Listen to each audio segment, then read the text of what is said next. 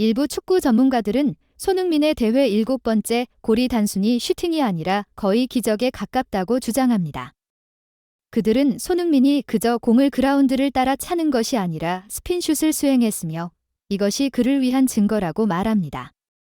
일부 팬들은 이에 대해 매우 궁금해하고 있습니다. 그들은 축구 통계 사이트 소파스코어가 이 슈팅을 성공할 수 없다고 평가했으며 이를 통해 손흥민이 팀 플럼의 골키퍼 레노와의 대결에서 수행한 스핀슛을 분석했다고 지적합니다.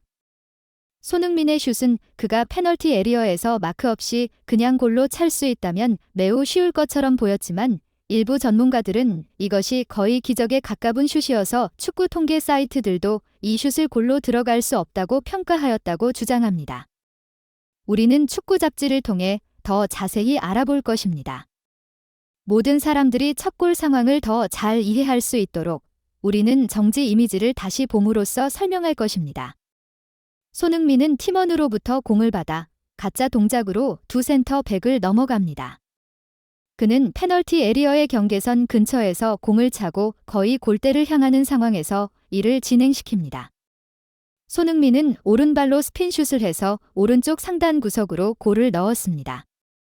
이 상황 앞에서 일부 팬들은 왜 손흥민이 그냥 간단하게 멀리로 롤링슛을 할 수 있는데 더 어려운 스핀슛을 선택했는지에 대해 한 큰 축구 포럼에서 질문을 던졌습니다. 일부 축구 전문가들은 이에 동의하면서 소파스코어가 손흥민의 이번 슛의 골 등록 확률을 분석하여 이에 대한 이유를 설명했다고 지적했습니다.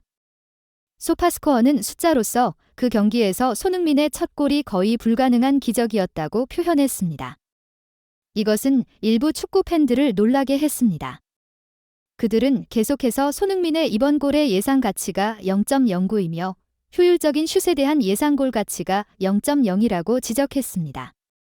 사람들이 이해하게 돕기 위해서 예상골 가치는 슛이 골이 될 가능성을 평가하는 지표이며 효율적인 슛에 대한 예상골 가치는 슛이 골대로 들어갈 때 골이 될 가능성을 나타냅니다. 여전히 이해하기 어렵다면 우리는 매우 간단하게 설명하겠습니다. 아스톤 빌라의 황희찬이 넣은 골을 생각해 보십시오. 선수가 페널티 박스 안에서 마크 없이 기회를 얻으면 예상골 가치는 대략 0.3에서 0.4로 증가합니다. 공이 골대 안으로 들어갈 때 골이 될 가능성은 0.9까지 증가합니다. 이 황희찬의 골에 대한 예상골 가치는 0.28이며 공이 골대로 들어가서 골이 될 확률은 0.88이었습니다. 다시 말해 예상골 가치가 낮지만 효율적인 슛에 대한 예상골 가치가 높다면 그것은 어려운 상황에서 선수가 훌륭한 슛으로 골을 넣었다는 것을 의미합니다. 여전히 이해가 어렵다면 이 숫자들을 기반으로 100회 슛을 할 경우를 고려해 보십시오. 0.09는 100회 슛 중 9회가 골로 들어갔음을 의미하고 0.02는 약 100회 중 2회만이 골이 될 것임을 의미합니다. 그러나 손흥민이 페널티역 바깥에서 자유롭게 공을 받았음에도 불구하고 그의 예상골 가치는 단지 0.09이며 효율적인 슛에 대한 예상골 가치는 더 낮아서 0.02만이었습니다. 이것은 공이 골대 안으로 들어가도 골이 될 가능성이 거의 없다는 것을 함축합니다.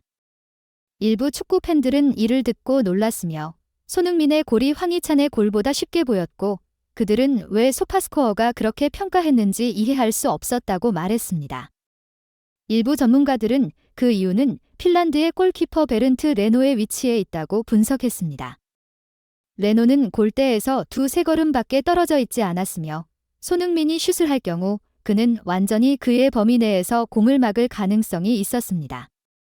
이 상황은 보통 골키퍼가 대부분의 슈팅 각도를 장악했다고 설명됩니다. 따라서 손흥민이 마크를 받지 않는 유리한 상황이 아니라고 하더라도 소퍼스코어는 레노가 전진해서 대부분의 슈팅 각도를 장악하였기 때문에 그의 득점 가능성을 매우 낮게 평가합니다. 그러나 일부 의견은 골키퍼가 슈팅 각도를 장악했다 하더라도 손흥민의 능력을 감안할 때 그는 반드시 득점해야 한다고 주장합니다. 몇몇 전문가들은 레노의 이전 인터뷰를 언급하며 그가 손흥민의 슈팅 패턴을 잘 이해하고 있다고 주장합니다. 그리고 골키퍼는 상황을 읽어야 합니다. 상황을 읽고 기회를 잡아야 합니다. 나는 선수라면 미칠 거라고 생각하겠습니다. 미쳤어. 그녀는 그를 따라가며 그만하자라고 말합니다. 과거 독일의 바이어 레버쿠젠에서 손흥민과 팀을 이뤄본 골키퍼 레노는 손흥민의 슈팅 방식을 잘 알고 있어 레노를 상대로 골을 넣기 위한 난이도는 더욱 높습니다. 몇몇 전문가들은 이 인터뷰를 언급하며 손흥민이 독일에 처음 왔을 때 독일어를 잘 못하고 많은 인종차별을 경험했지만 손과 동갑인 레노는 그를 인간으로 대해주었고 그들은 친한 친구가 되었다고 합니다. 레노와 손 모두 서로를 가장 친한 친구로 부를 때 주저하지 않습니다. 그들은 계속해서 레노가 손흥민의 슈팅 방식을 잘 알고 있으며 심지어 손흥민의 슈팅을 잘 막아내기 때문에 풀럼과의 경기에서 손흥민이 골을 넣지 못한 이유일지도 모른다고 말합니다. 이 분석을 듣고 몇몇 축구 팬들은 이러한 것들이 숫자로 변환될 수 없지만 합리적인 추측이라고 말합니다. 일부 전문가들은 레노가 손흥민의 슈팅 방식을 알고 있다면 손흥민 역시 레노가 자신을 어떻게 이해하는지 알고 있을 것이라고 덧붙였습니다. 따라서 손흥민이 마크를 받지 않는 상황에서 그는 레노의 골키퍼 영역 밖으로 슈팅을 할 것을 생각해 볼 수 있었지만 득점은 되지 않았습니다. 그들은 또한 다른 합리적인 추측은 이 경기에서 첫 회의 2분 안에 매디슨이 손흥민에게 패스하고 레노가 다가와 발로 방어했는데 이는 분석이 근거가 있다는 것을 보여줍니다.